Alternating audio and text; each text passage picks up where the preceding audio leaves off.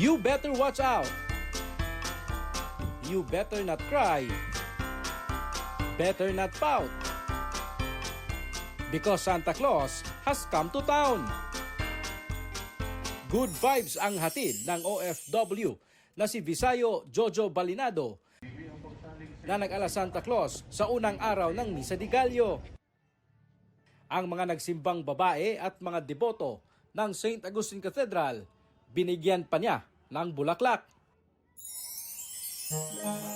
Ayon kay Jojo, nakagawian na niya ito tuwing umuwi ng Pilipinas kada Disyembre. Nakabase kasi siya sa Germany kung saan isa siyang state-certified physical therapist. At dahil sa mga natanggap na biyaya, pay it forward ang kanyang motto para makapagbigay saya sa iba. Give gifts, love, affection, and whatsoever what makes the people happy. So my idea is I will wear Santa Claus to honor my mother. I give every woman, lolas, a flower, and it was a very nice feeling.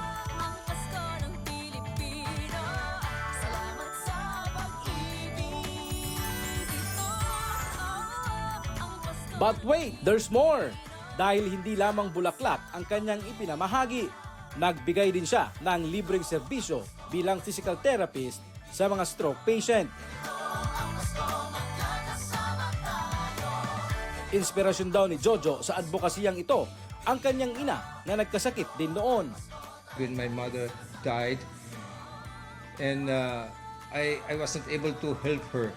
So right before she died, I asked myself I will make a payback time. Every time I am here, I would like to pay back to the people through my knowledge and physical therapies, because I'm just only thinking I'm only the instrument of God. I share it to everybody.